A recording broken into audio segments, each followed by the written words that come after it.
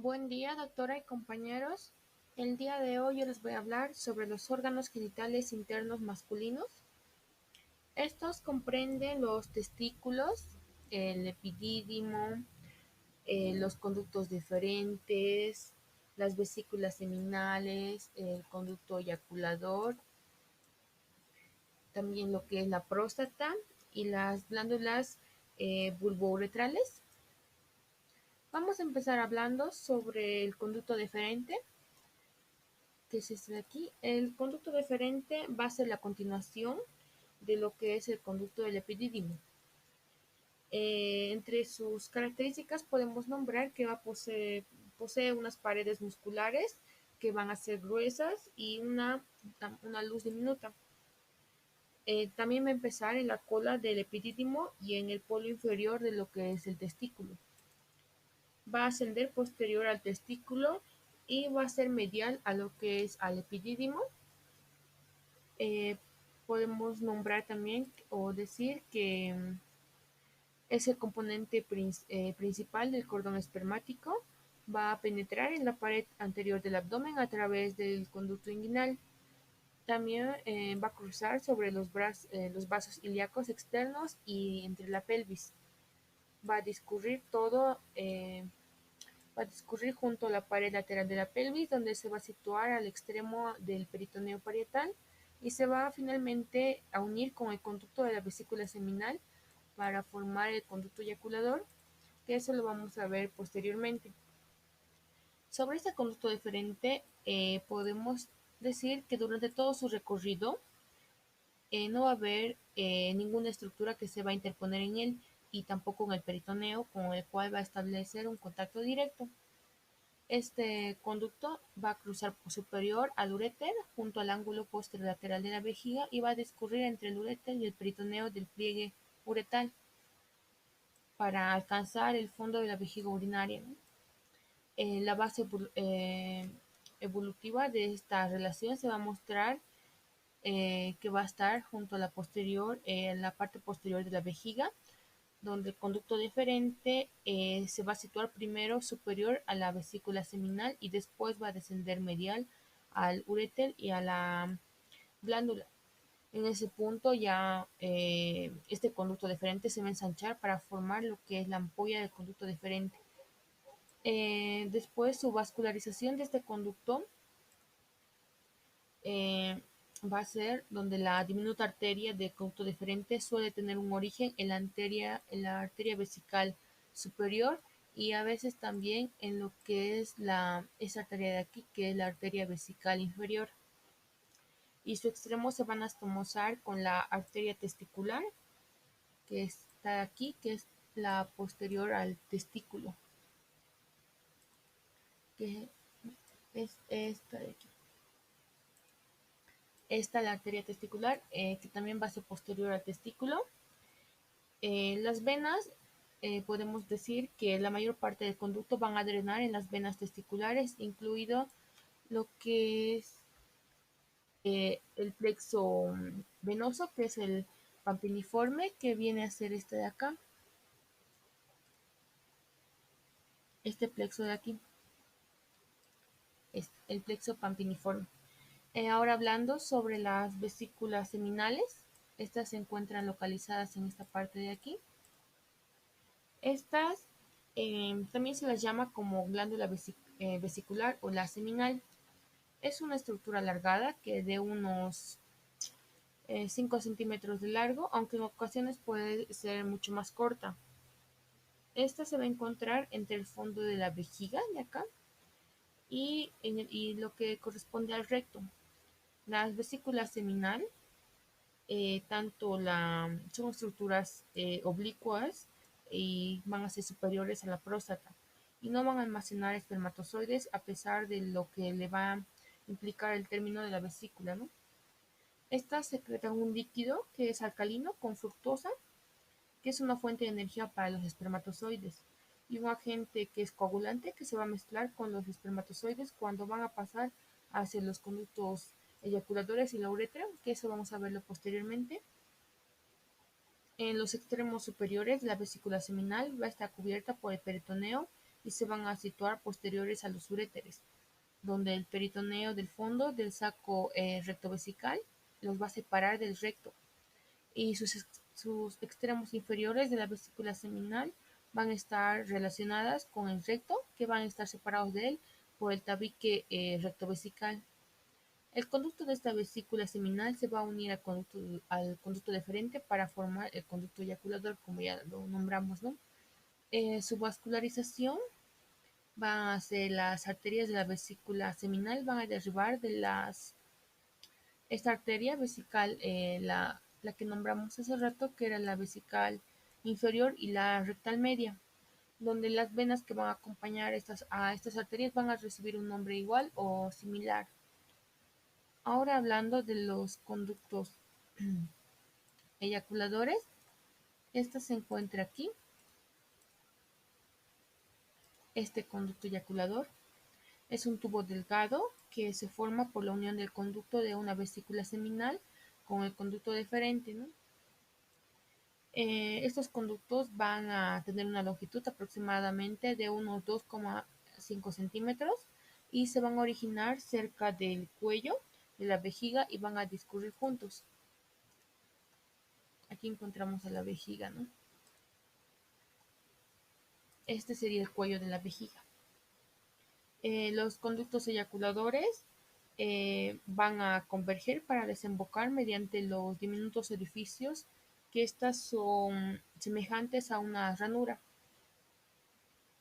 También podemos nombrar que aunque estos conductos van a atravesar la próstata glandular, las secreciones prostáticas se unen a la parte de lo que es el líquido, a ese líquido que va a ser seminal en la uretra prostática después de la terminación de los conductos eyaculadores.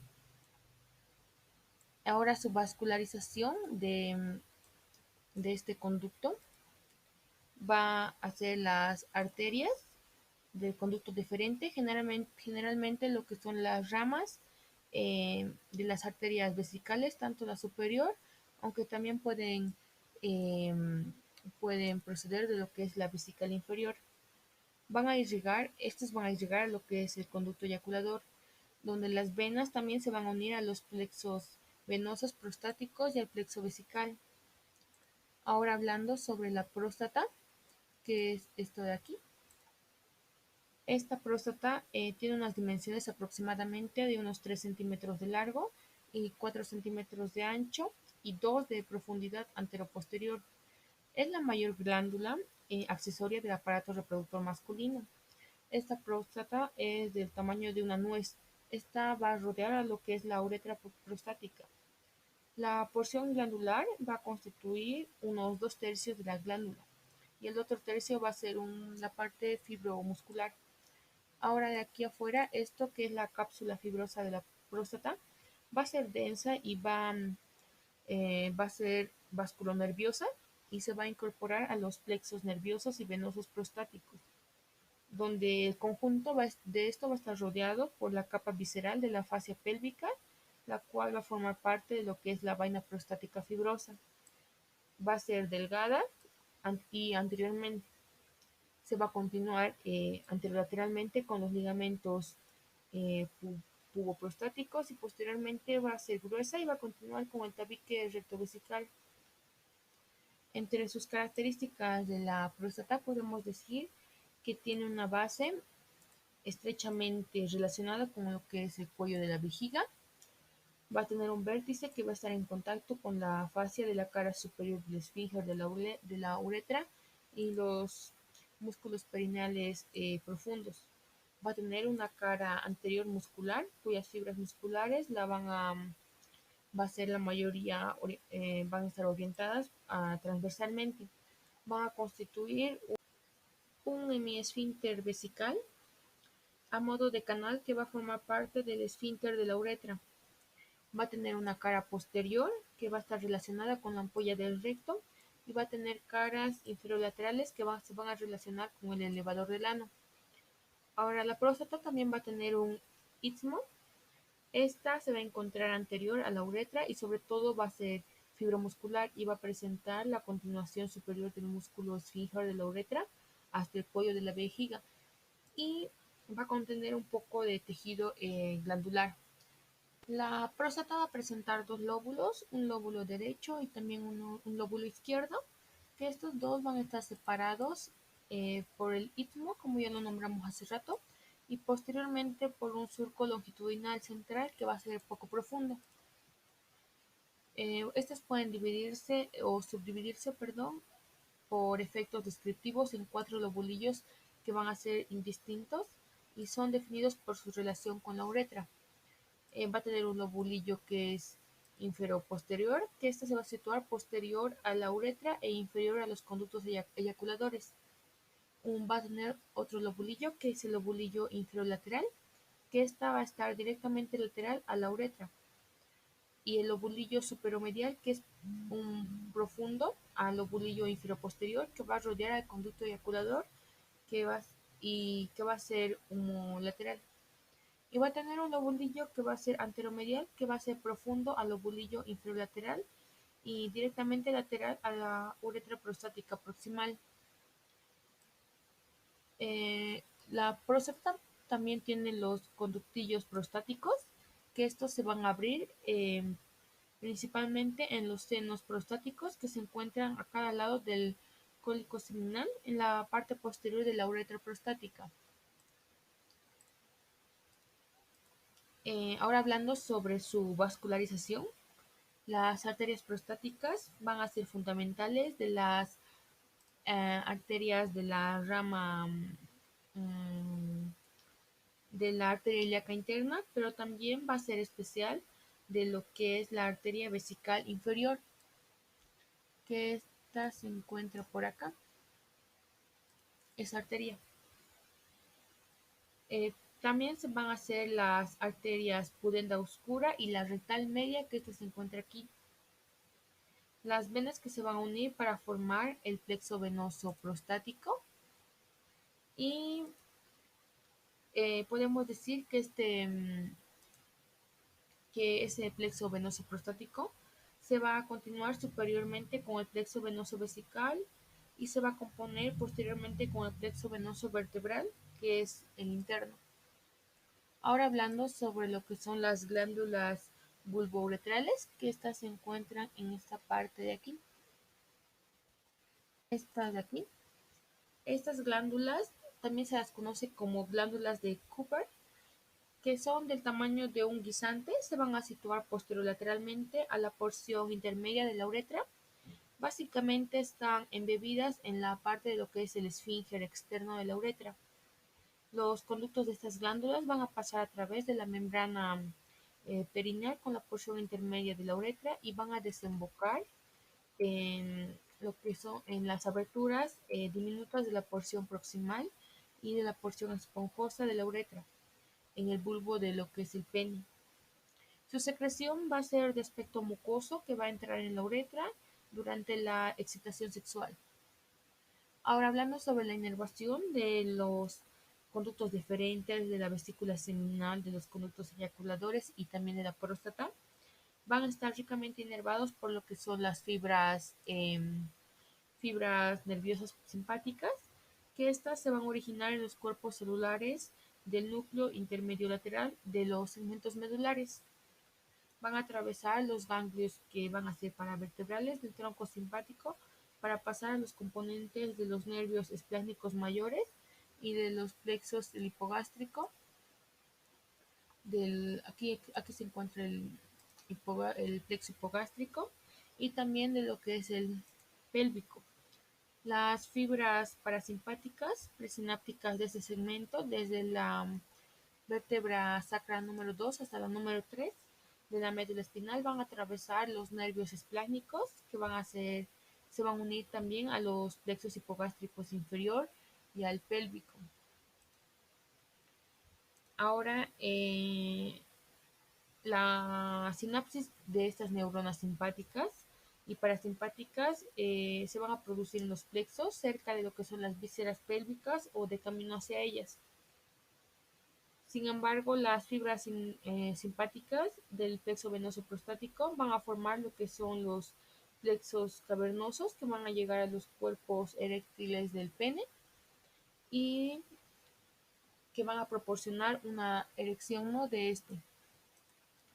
Aquí vemos el plexo prostático. Y ahora hablando sobre una correlación clínica, vamos a hablar de la correlación clínica de la próstata. Eh, Sería el agrandamiento prostático, que a medida que el hombre va a envejecer, la próstata va a aumentar de tamaño. Y si va a aumentar a un tamaño muy grande, puede provocar problemas, como sería una próstata aumentada de tamaños. También se la denomina como la hiperplasia prostática benigna, que en la mayoría de los hombres pueden presentar esta patología, ¿no?, cuando envejecen, donde los síntomas van a ser frecuentes, van a comenzar desde los 50 años. La, Esta patología, que es hiperplasia prostática benigna, no es cáncer y no parece aumentar las probabilidades de desarrollar cáncer de la próstata, pero los síntomas iniciales son los mismos. Van a necesitar una frecuente y urgente al orinar, van a querer ir al baño, especialmente en la noche. Van a tener dificultades para comenzar el chorro al orinar, o van a lograr más que unas gotas de chorro y la orina va a ser débil, o también se la conoce, ¿no?, la orina débil o lento, o lo que va a interrumpir y va a comenzar varias veces. Eso va a ser seguido. Va a tener una sensación de que todavía va a necesitar orinar, aún inmediatamente, digamos, después de lo que ya fue a orinar. Y va a ser en pequeñas cantidades, va a tener pequeñas cantidades de sangre en la orina. Esta patología es severa, y si va a ser severa puede provocar problemas graves con el tiempo, como infecciones en las vías urinarias y daño en la vejiga o los riñones. Si se le encuentra en forma temprana, va a tener menos probabilidades de desarrollar esos síntomas. Bueno, eso sería todo. Gracias por su atención.